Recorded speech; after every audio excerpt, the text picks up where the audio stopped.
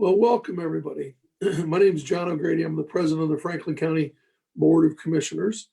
It was just a little over a month ago on March 9th that we had our first coronavirus case that was discovered here in Ohio. Here we are on April 14th. Today in Ohio, the case is number 6,518 cases with 248 deaths. And in Franklin County, we have a little over 1,000 cases with just about 15 deaths. So the outbreak of the coronavirus has had some major economic effects. They're hitting all of us hard. Many people have lost their jobs and they've lost their health insurance. And of course, we can't even get together socially. We can't help each other out in person. But we've been working on a lot of different things, a lot of different programs here in Franklin County for some relief for our Franklin County residents. So some of these programs we need to begin to let you guys know about, things that we want to our residents in Franklin County to know more about and understand. So I'm going to be hosting a number of these type of chats over the coming weeks so that we can begin to get the word out a little bit more. And we're going to have a variety of people on over the coming weeks. Days and weeks so that we can talk more about this kind of stuff and so that we can let people know some of the programs and the assistance that are available to the residents of Franklin County. I'm doing them here from my house, so there may be the occasional distraction. We have a dog here at the house, Nala. She's been known to bark occasionally. I have also here with us in my home, I have 4 children and my wife. We're all trying to work from home or study from home, so there could be the occasional distraction. For that, I will apologize in advance. We'll do our best, though. As we begin these chats, I want to welcome today with me here our Director of Job and Family Services, the illustrious Joy Bivens. Director Bivens runs the Job and Family Services Department, and her agency connects residents to a lot of the help that you may think of, things like food stamps, Medicaid, but they've also been doing some other very innovative things that she's going to explain this morning. But before we start, I want to let you know how you can participate. If you're watching this live, you can just submit questions via Facebook, and we'll try to answer them, some of them as we go along. So Director Bivens, I have some questions for you. We're just going to go right into this and get into a conversation. I'm going to ask Director Bivens some questions. Joy, are you ready to go? Absolutely, sir. All right, Director, can you start off by telling us about some of the main programs that your department administers?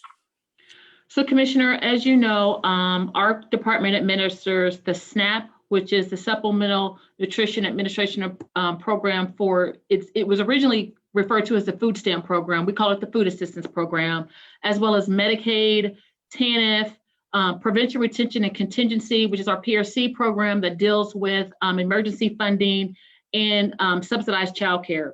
Currently, right now in Franklin County, these are figures since 2019. Our SNAP enrollees are about 144,000. Our Medicaid enrollees are about 313. Our OWF, which is our cash assistance program, is about 9,900, almost 10,000. And our publicly funded child care program is about 28,000 families. A bit more, just particularly around SNAP. Since COVID-19, Commissioner, and everyone in the community, we've seen a tremendous amount uptick in relation to our SNAP program. And what I tell people is this: although we are not the agency that oversees the administration of unemployment, I tell people unemployment is your first step. When you lose your job, we're probably your second step, because you want to make sure, and we want to make sure that you receive those supportive services so that your family can thrive. But since the onset of COVID, before COVID, our agency, again, made up of 350,000 customers, 630 employees, we would receive about 8 to 1,200 applications a week just in SNAP. Last week when I checked the numbers, I believe the number was, since COVID, I think the week of COVID, it was an uptick of 2,500. And just last week, we received an increase of 4,300 applications, increase in applications, which is more than 3 times since February. Our current SNAP enrollment right now is about 159,000 and is growing. Wow, those are crazy numbers for this time. I mean, that's just over the course of the last month since this whole problem started. So Absolutely. how can people apply, and how do they know if they've been approved? So what we're asking, Commissioner, and to the community is this is what we're asking. We're asking you to skip the trip. We're saying you do not have to come to any of our opportunity centers to apply for any of our benefits. You can go to, and I want to make sure that I get the website right because I always skip a dot or something. You can go to www.benefits.ohio.gov. Again, www.benefits.ohio.gov, or you can even call.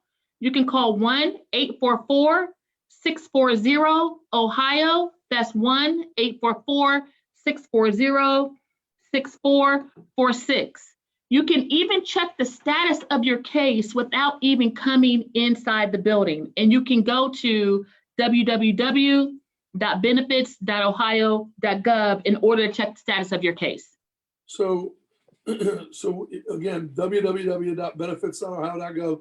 And for folks who have access online, yes, 1-844-640-6446. Yes. Gotcha. All right. Because sometimes we run into folks who don't have the ability to be able to access things online. So we want to make sure we can go back through those. We can go back through those later. So we have a question. One came up. I want to go back to this one. This one came up from somebody asking on Facebook.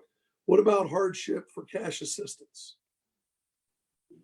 That is our PRC program, and they can go online to our website at Franklin County. JFS.ohio.gov. www.jfs.ohio.gov. www.jfsohio.gov. Yes. Now, what's the phone number, just in case they don't have access online? And if you don't have, we can get Bart or somebody to get it to them. Yes. So the number they would call for that is 233-2000. But I'm going to say it will probably be a little difficult to get through those phone lines right now, just because the unprecedented number of applications in cases that we're processing currently right now. Just keep trying back. So yes. And 614-233-2000. Phone lines are going to be busy because we got a ton of applications coming in, and we also are down numbers because we're socially distancing. We got people at home and stuff like that. So be patient with us. Be patient with us. If the phone line is busy, just keep trying back. Yes. And there's virtual hold for some of our platforms. So if you're calling in about your case, so it'll allow it to call you back. So yes. So what has the coronavirus outbreak meant to the staff, and how has it affected response times? I mean, that's feeding right into what we were just talking about. So currently, as you know, Commissioner, we have about 630 staff. We have 3 opportunity centers that are in City of Columbia limits. One on Wilson Road, one on Mount Vernon Avenue, one on at the Northland location off of Morris Road.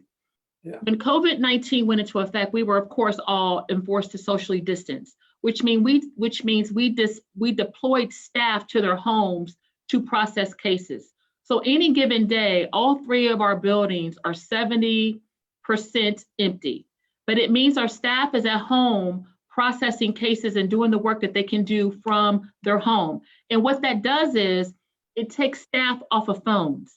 So whereas people are calling saying, hey, I was on hold for 3 hours, we understand that. And we definitely do not want you on hold for 3 hours. However, due to the nature of the unfortunate beast, it's requiring us to not be able to have the capacity to answer the phones. So if you're hearing things about 3 or 4 hour wait times, we understand it. We are part of a statewide platform phone system, which is under strain due to the unprecedented number of claims that are coming through. We know there's some technical difficulties. our staff are dealing with many of the challenges that our community is dealing with as well. But please know we're doing everything we can to process that case. And that's why I would ask this.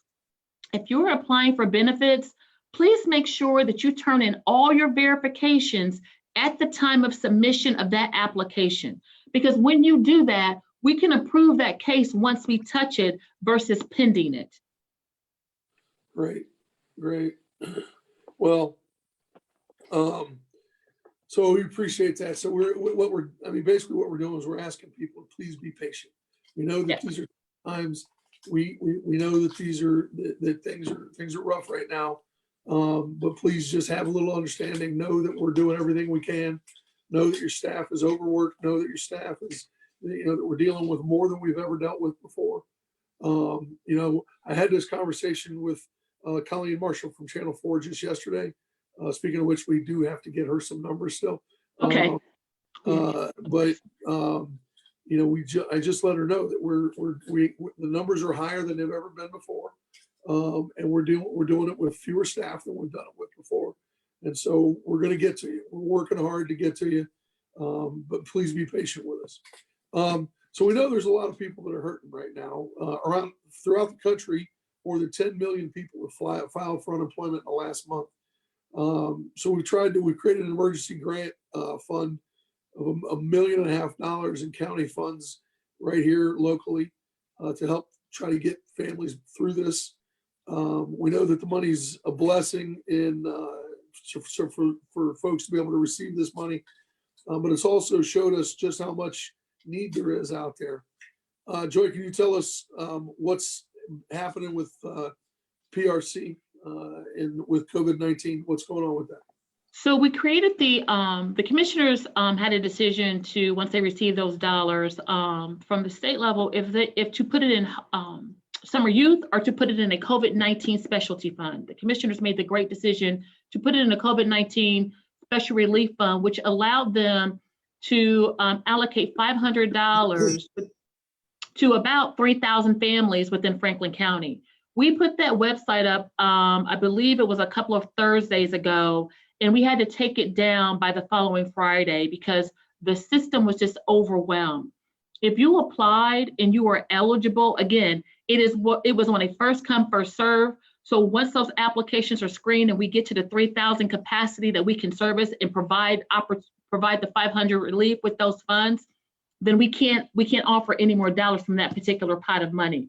But if you were approved, someone will call you and let you know, as well as you should receive your check in the mail within the next couple of weeks.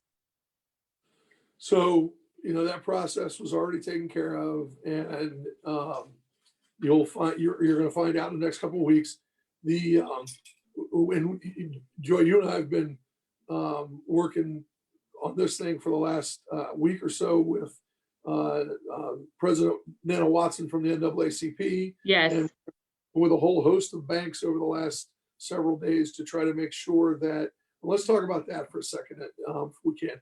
We've been trying to work with a whole host of banks to make sure that folks that are unbanked or underbanked have the option to be able to take these checks when they get them, those and the federal relief checks that they may receive, to banks throughout Central Ohio, so that they don't have to take them to a check cashing operation or a corner store where they might lose some of these dollars. So let's talk about that. Explain a little bit about that. So one of the things, as we were speaking to President Watson, we understand that, right now with people losing their jobs and being laid off, unfortunately, that, money, of course, is essential for families to thrive. So when you all the commissioner spoke to and had a conversation with President Watson, you wanted to develop an effort to galvanize the financial institutions within Franklin County to ask them to be the alternative for a check cashing organization, particularly for those who do not have financial homes or checking accounts. So we wanted to put together some type of coordinated effort, asking banks particularly and families who were receiving these dollars to avoid going to places that will charge them high fees, so the maximum amount of money can go back into their household where it needs to be. And I believe that effort is still underway. I think there is one particular bank that those checks are drawn on, and when those checks are mailed out, there will be a letter that goes out with those checks referring them to the bank that is drawn on, and I believe it's US Bank.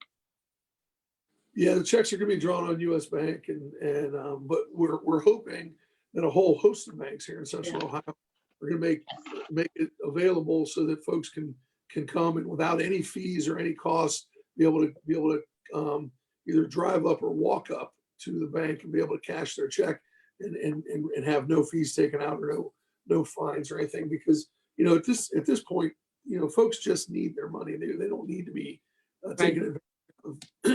They need to be able to have some access. I mean, look, at the end of the day, when Nana Watson calls and said we need something to happen, you basically just say, if she says jump, you say how high, and that's what we. And it was a good conversation, I think, Commissioner, that you had with the banks. You had a great conversation, you and Auditor Cinziano and our county administrator and all of the banks yesterday, talking about, I think they really want to help and ensure that people, the same thing that everybody wants, to ensure that hurting people receive what they need. So it was a great conversation yesterday. Nana reached out to you, the two of you reached out to me.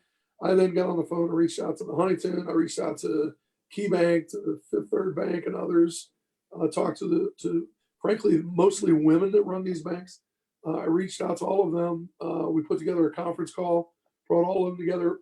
Almost unanimously, they were willing and interested to help. They know that folks need assistance at this time, and they wanted to be as helpful as possible. And so, hopefully, going forward, it's going to be a very positive thing. Yeah.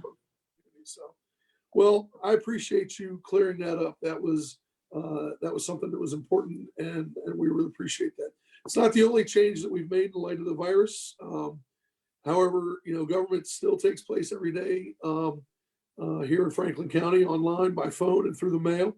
We converted our general session and briefing sessions so that we can be available by phone and online.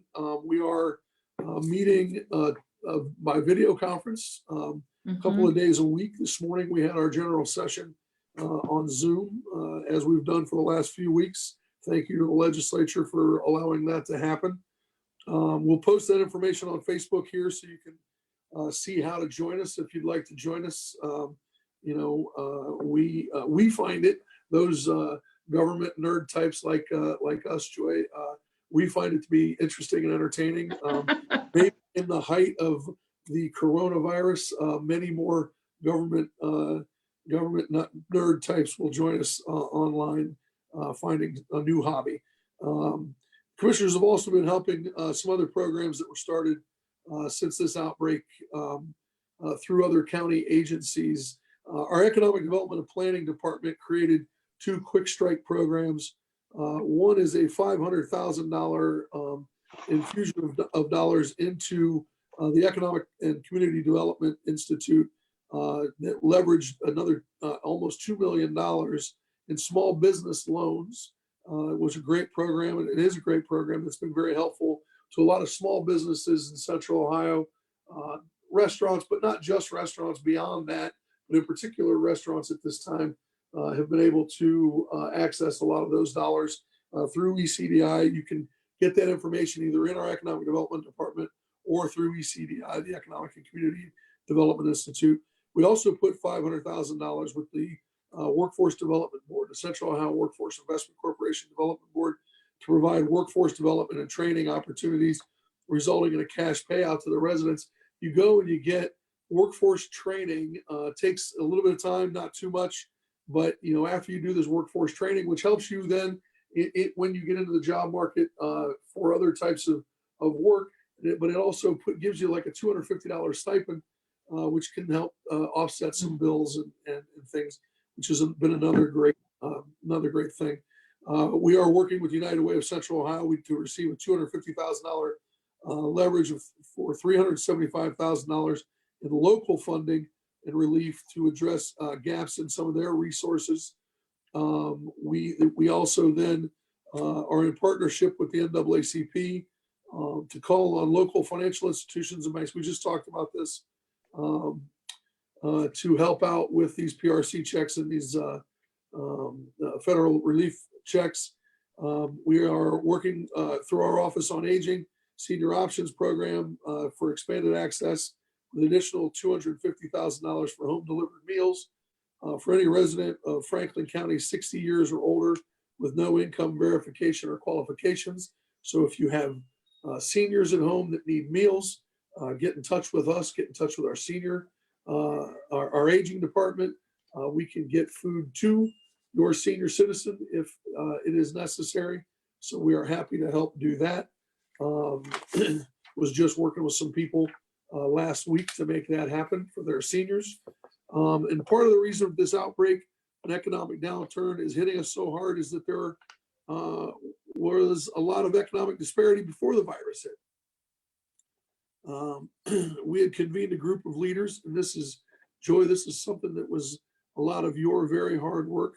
We had convened a group of leaders from businesses, nonprofits, and religious community and residents to help us find ways to stop this widening gap between the haves and the have-nots in our community.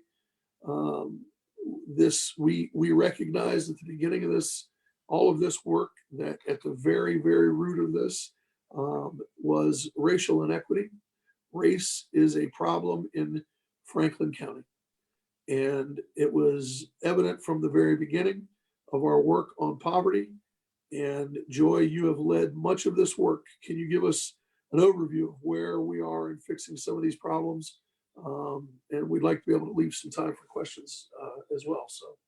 So thank you, Commissioner. So currently right now, just on the racial equity piece, we've kind of extracted that out of the Poverty Blueprint Plan, and we're working with Courtney Kerrigan from Raise the Bar consulting agency. And what we're putting together is trying to develop a strategy where we don't just do racial equity training, but we also provide guidance on looking within our organization as a Board of Commissioners agencies and working with our community partners in addressing disparities within our organizations, but across our community as well.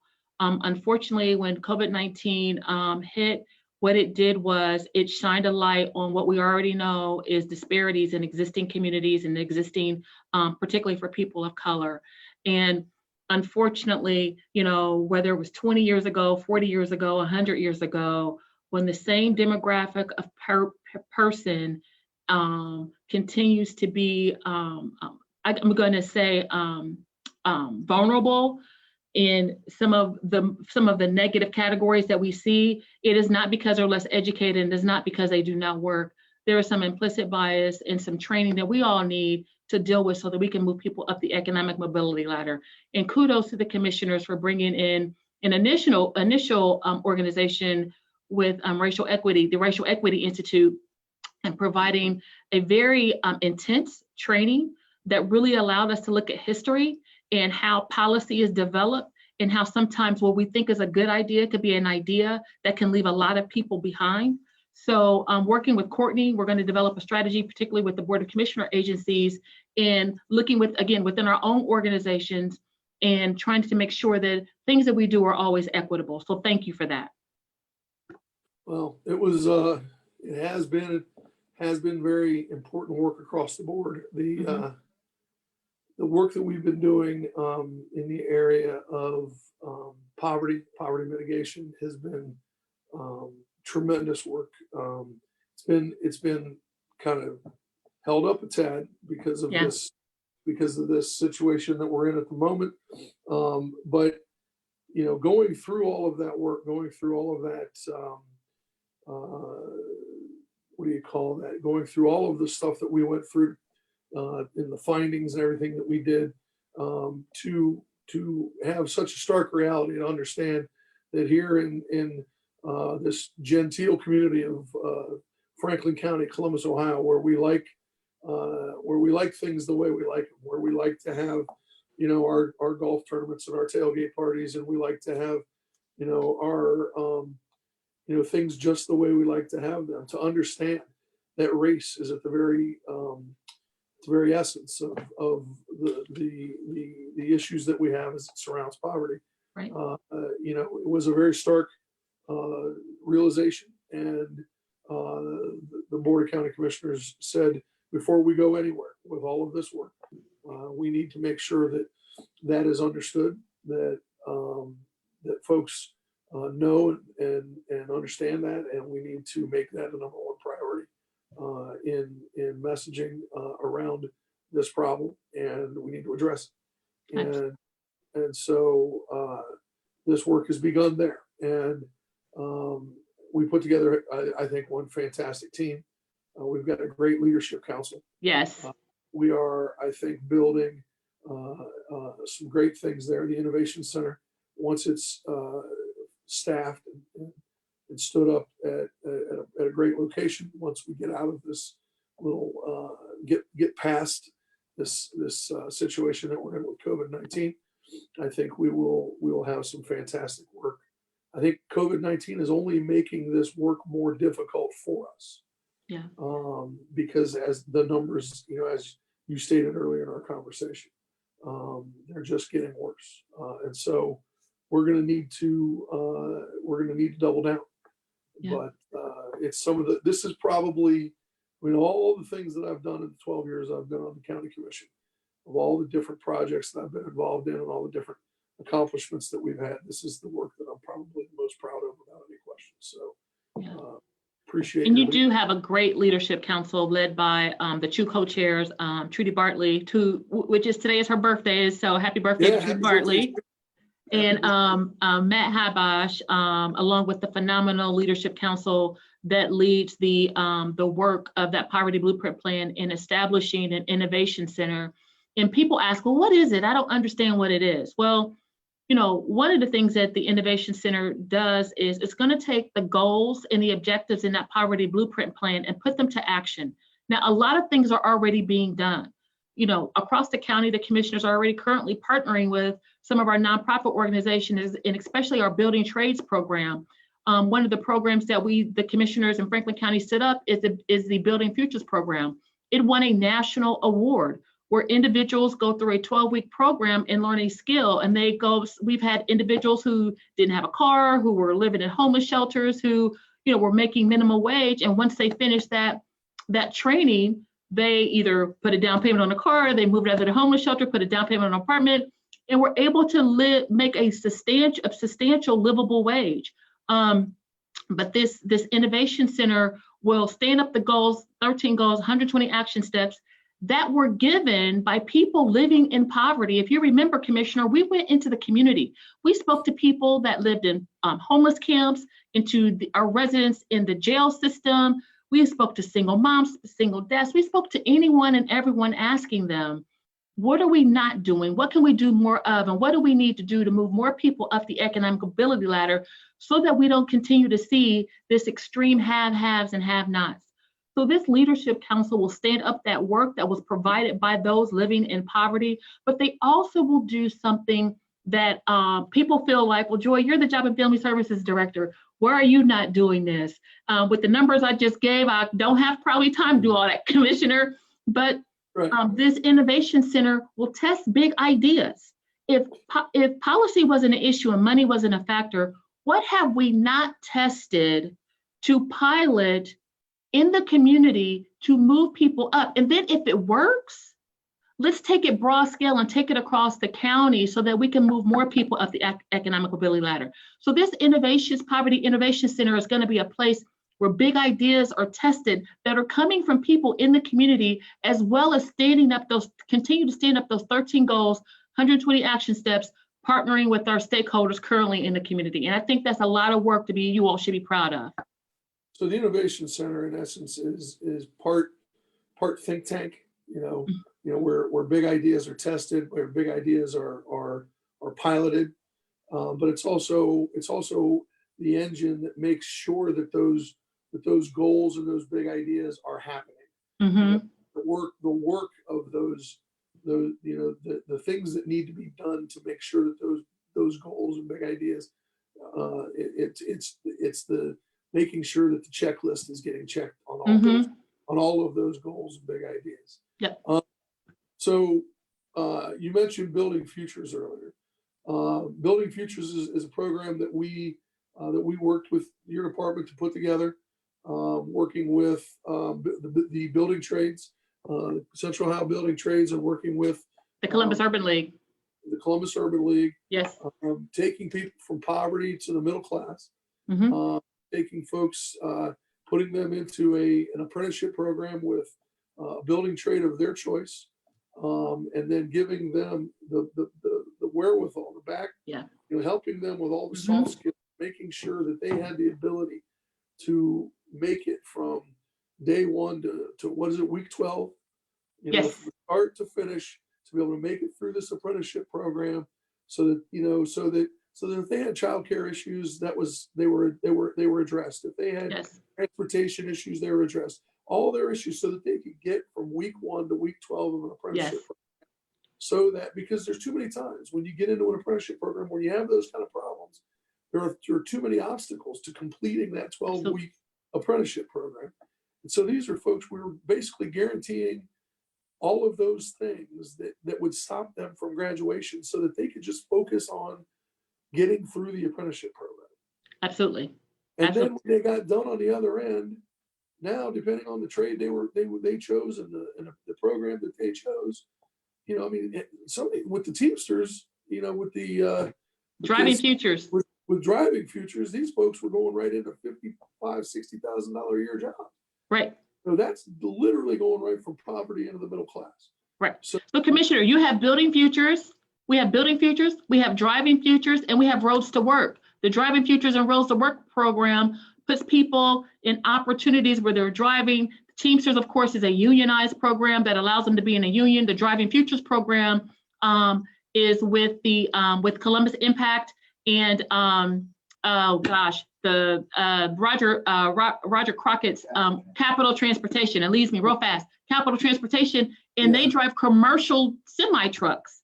So people are making livable wages after these programs. So and we have some questions from Facebook that I got to get to, but how many people have we put through these programs? So with building futures right now, I think we've done about 80. We've done about 80. With the driving futures program, we just did a second cohort. So I think they have about 30 people so far. And then with the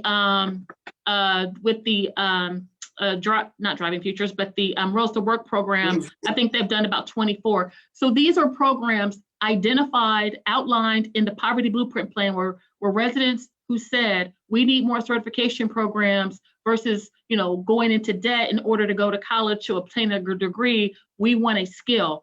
These are things that the commissioners put money in, invested in, and made sure that those programs existed.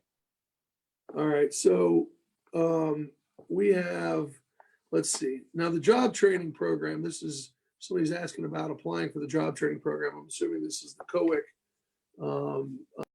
program. How do you apply for the job training program? Now that's through economic development and planning. That's what I talked about earlier.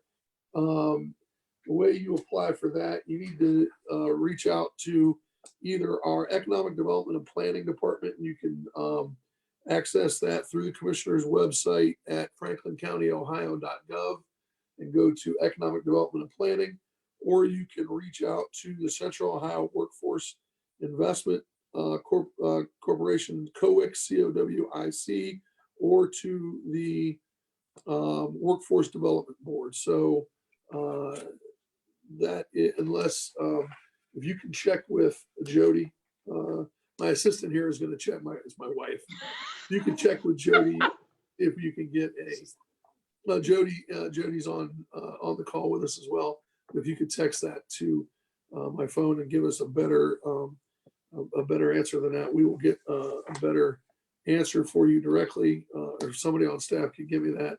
They do have staff on the call with us now. Joey, here's one for you from Facebook. What do you do if you miss the phone call that came back from Franklin County JFS? Apparently somebody missed the call coming back. If it was a redetermination, so I would like to at least have a little bit more information on that, because I want to know if it was a redetermination or a reapplication.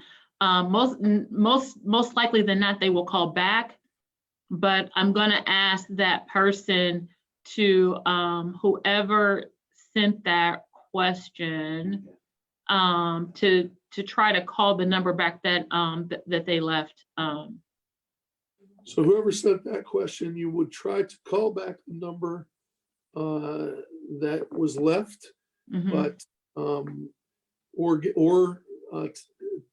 Facebook us back some more information if you could. Yeah, and so for redeterminations currently right now for SNAP and Medicaid through the legislator, we are now they are now pushing back those redetermination dates. So people who feel like, oh my gosh, I got to get my documents in by April 2nd, or they're going to cut my food assistance off or my Medicaid off. Through the legislator, the governor announced that we are pushing those dates back for redetermination because we understand there's some social distancing, there's some challenges. So don't stress out about the redeterminations. We're really primarily focusing on those new applications. Got you. So I got you. Okay. Well, so we'll try to get some more detail. Yeah. On that question. And so Joy, how has the COVID-19 crisis affected your staff, both personally and in terms of response times? From both from a personal perspective and a work perspective. So one of the things that we try to do is, again, deploy our staff into the as many staff as possible into their homes. Unfortunately, we don't have the technology for everyone to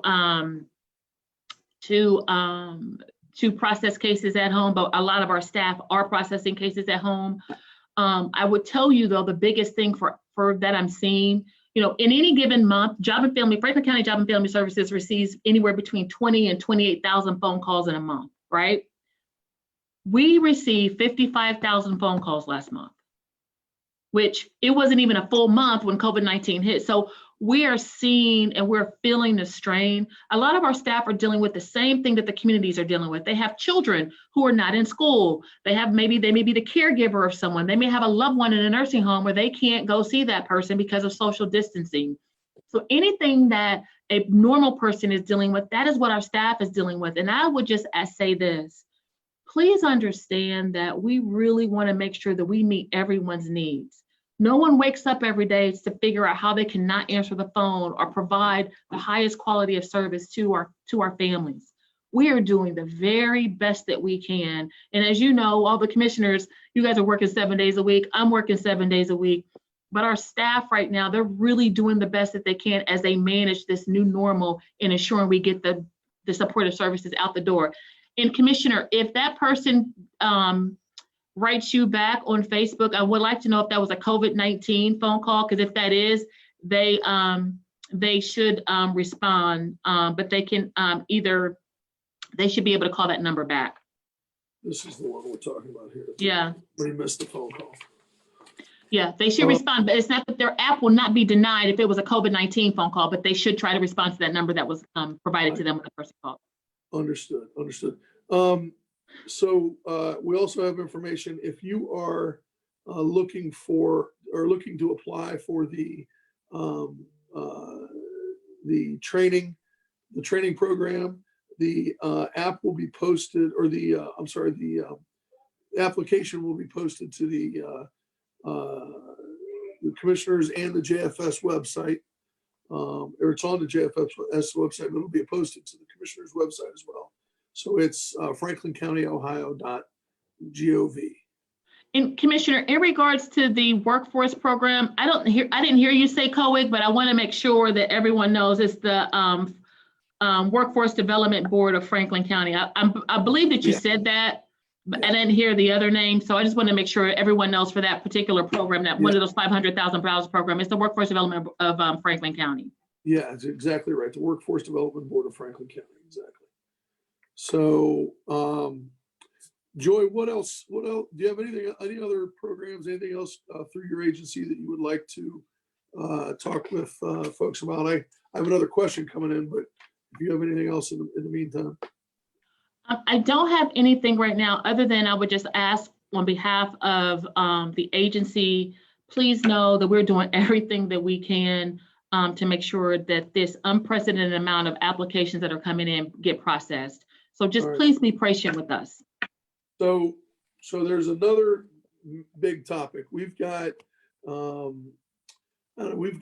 probably One, if you've got more questions that you want to send in, by all means, keep sending in your questions. But we have another big topic here, a couple big topics that Okay. we want to, that I want to bring up. The first one is the census. Nationally, there is about 48% of folks that filled out their census, which means that a little over 50% of the folks have yet to fill out their census cards. So why is it for your agency, Joy? Why is it so critical for folks to fill out their census?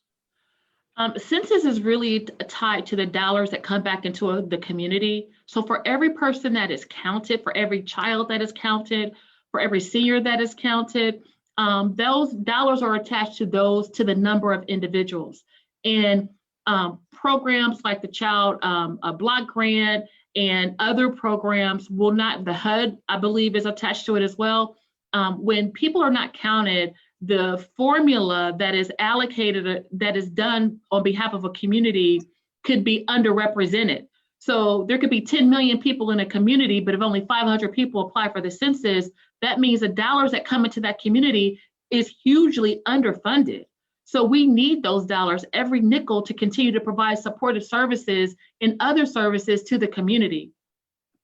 Well, so interestingly, and beyond the fact that it determines the dollars that come back in to fund programs, the folks that are the most difficult to count are generally the folks that are those that are going to be funded by the programs, by the dollars are those that are going to be funded through the programs that the dollars are coming in, for into your agency to. Am I making sense here? Right. It's Groundhog Day, and right. We're all in crazy hours, but right. The hardest to count, yes. The hardest to reach. The hardest to reach, the hardest to count folks are the ones that are going to benefit the most from the dollars that are coming into your agency. If we can get them counted. Yes. Yes. Yeah. So am I making myself clear enough? Absolutely. And it has everything to do with trust. Many times people, sometimes people feel like, you're asking me these questions. Why are you asking these questions? You're kind of, being invasive. But I think if people understood that many times livelihoods are attached to that census because of the dollars that come back into the community, they will be more advantageous to do that, and understanding that information will not be used against them in any way. There are basic questions, just asking family size and, of course, names of individuals that live in the household. No question about it. And it's the website is www.my2020census.gov. So, and by the way, it's simple. I went and looked at it, and I didn't want to fill it out without my wife because I didn't want to get in trouble. And I thought, if I go fill this out without my wife, I'm going to get, Joy, my wife. I thought I'm going to get in trouble if I fill this out. So then I said, to my wife, I said, hey, we need to fill out the census. She said, oh, I already did. So I was worried that I was going to fill it out without her and get in trouble. She went and filled it out. And it's a piece of cake. It's very, very easy. It is. It takes almost no time. It's a very simple thing to do. So it's www.my2020census.gov. So let's see. Let's go back over some stuff here. Well, the other thing before we go back over some stuff, the other thing I want to talk to folks about is voting. Not here to promote candidates. Not here to promote parties. Not here to promote anything. I'm just here to promote voting. And the reason that I'm here to talk about this is that we have a short window. We have a very short time frame. The coronavirus COVID-19 situation kind of threw us all for a loop. We had a primary on March 17th. It got canceled, thankfully. I mean, for goodness sakes, had we all been voting on March 17th, that would have been a bad thing. Ohio would have turned into a hotspot. It would have not been a good thing.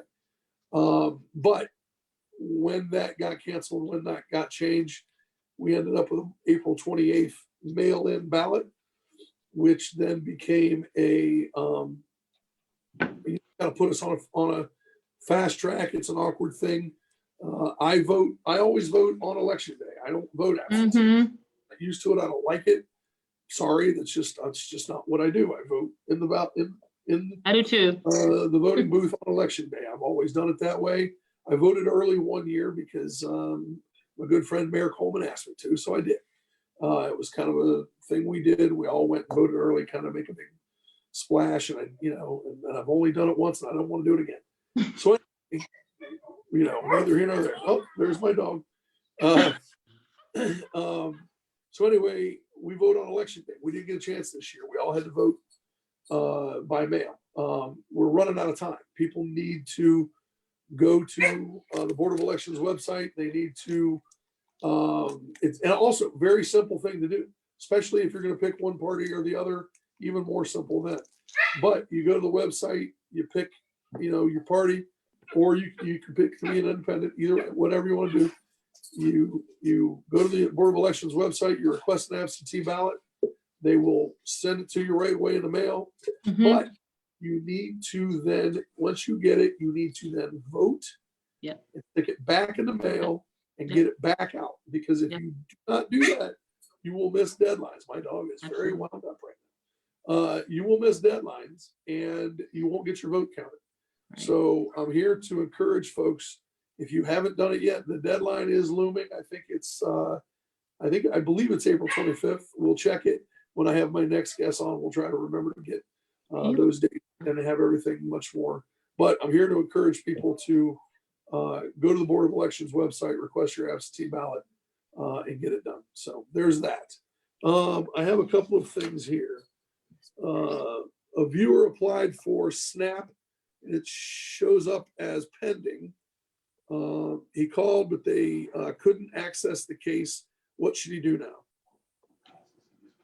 So I'm assuming, so there's two things that could happen. So it could be pending because there's the additional verification that is needed, or is pending because we received the information and we're trying to process the case as soon as possible. We have 30 days to process cases, 30 to 45 days to process cases, and we're trying to do them as fast as possible. The person's name, Commissioner, do you have that person's name that asked that question? Okay. All right. Okay. All right. Okay. Well, so what should they do?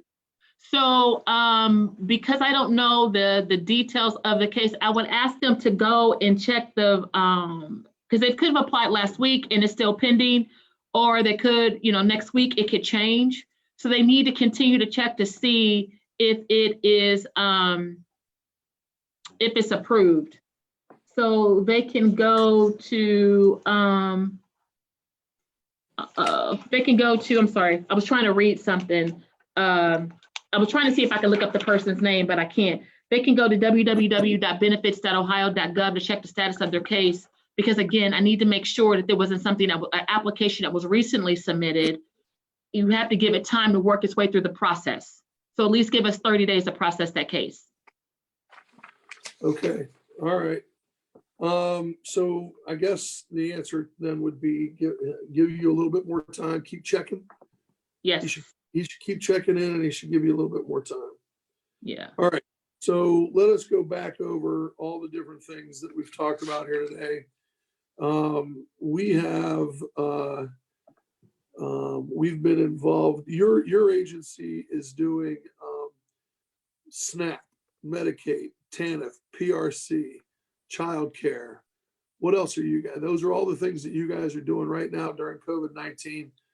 Anything else that JFS is doing during COVID-19? So we still do, Commissioner, as you know, you approve the dollars for some of our stakeholder partnerships for nonprofit work to continue in the community. And I don't have a list of those that are doing things virtually right now, but we are still providing some of that supportive service work virtually in the community with our stakeholders. So we're still doing those things. People can go online and check that information out. But primarily right now, we're just trying to make sure that people receive the supportive services that they need.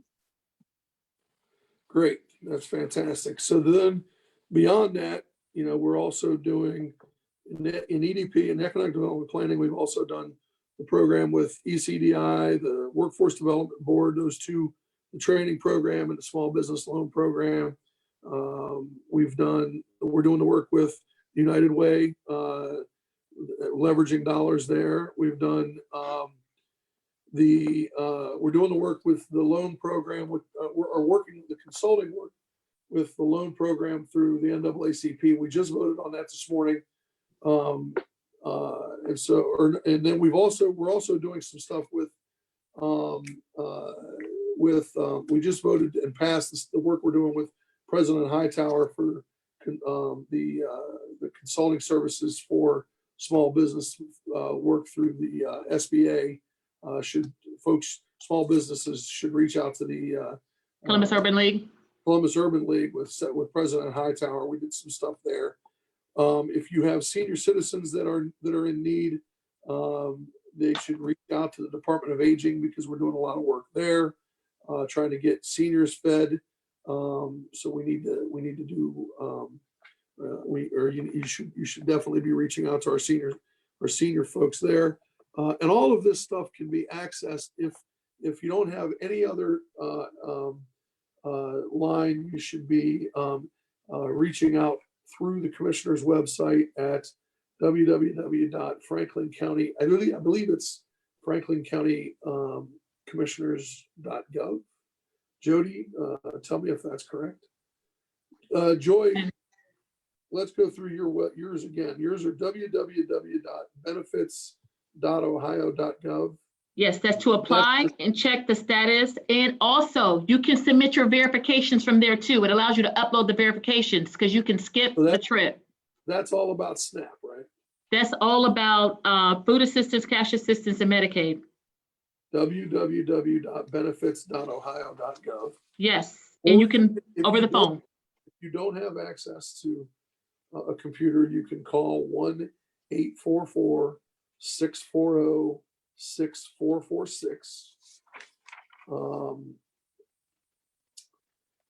Viewers, do you have final questions for us? If you have final questions, viewers, you should send them in now. And then you also have the ability, Joy, to reach out to you guys directly at www.jfs.ohio.gov. Or you can do www.jfs.franklincountyohio.gov. Sorry, www.jfs.franklincountyohio.gov. Correct. And your line into your agency is 614-233-2000. But smaller numbers of people answering those lines, more calls than ever coming in. So if you call that line and you get a busy signal, be patient, just keep calling. Eventually you'll get through. Yeah. All right. So, we are, that's a pretty generic thing from Lauren there. So Lauren wants us to point out what the legislature is doing. The legislature is doing a lot of things right now. That's a pretty generic thing. The Ohio legislature has been active, and they're doing a lot of things at the moment. Lauren, you want to send me some more specifics? There's a handful of things that the legislature has done to help us out in this period of time. Including allowing us to be able to meet online and get and be able to have our meetings on a thing of this nature, on a platform of this nature. At the moment, she's talking about the congressional delegation. We are also at the moment we have our congressional delegation in Washington is Congresswoman Beatty, Congressman Stivers, and others have been pushing very hard on the CARES Act. The CARES Act is a coronavirus relief act where they are trying to get dollars back into local communities to help with all that we have been impacted with. We have been expending dollars like you're hearing about for some time, trying to help the residents in our community, and communities all over the country have been doing the same. The federal government is trying to provide relief into local governments throughout the country. We have a unique situation here in that Columbus is such a major portion of our geography and our population center that there's a long story, but it's the way that it's interpreted.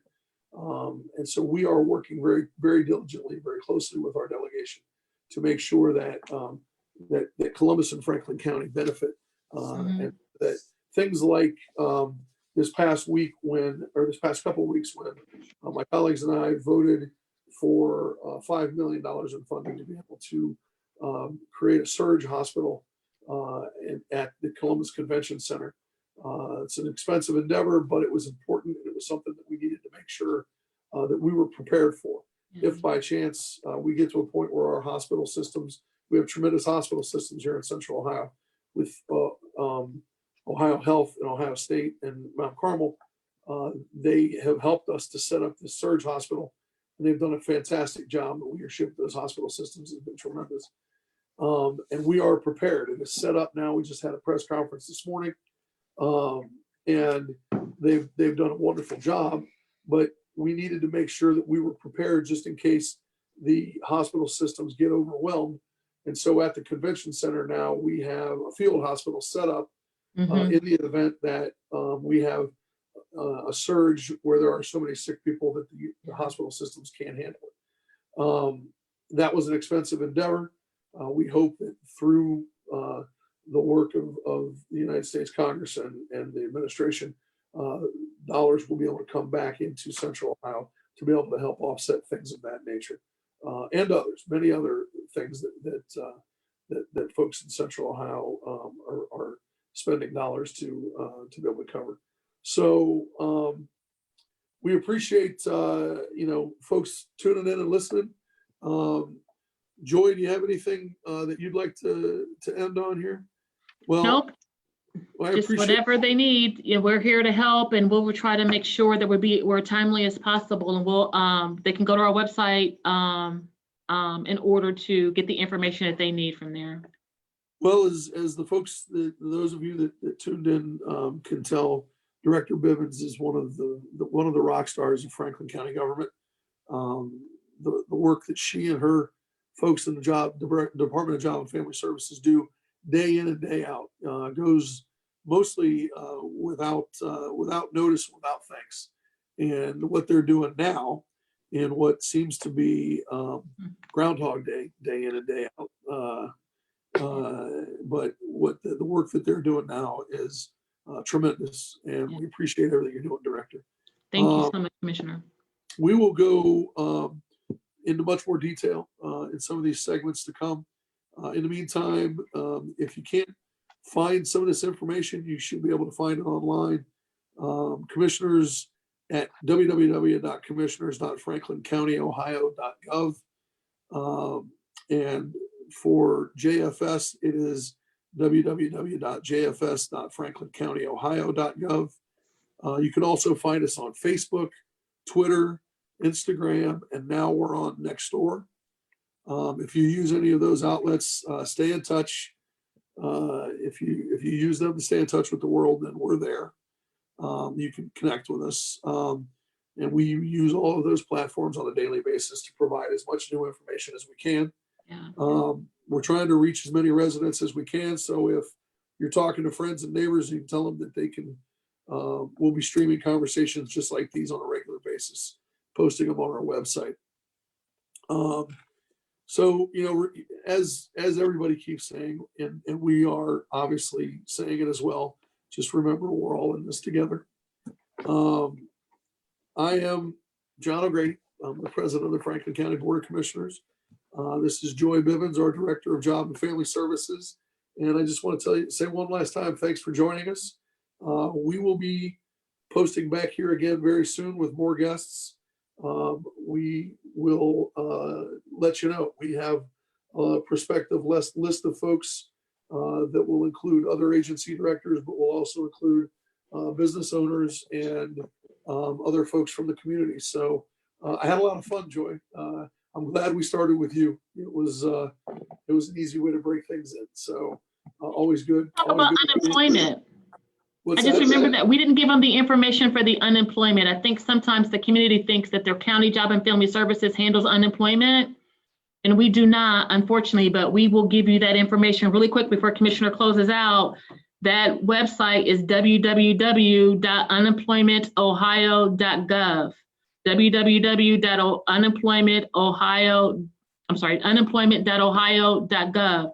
Keep in mind that they have received over 500,000 claims, and they're working as much as possible to get those claims processed, but we at the county do not process the unemployment claims. The state does. Well, we'll post that on the website as well. We are, and I want to thank my assistants here, by the way, my wife and daughter. But we are going to post that on the website, and we will also but while we don't process unemployment, we certainly deal with it. Absolutely. So thank you, Director. And Thank you.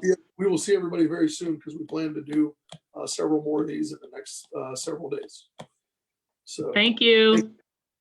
stay safe, stay healthy and safe, everybody. Absolutely.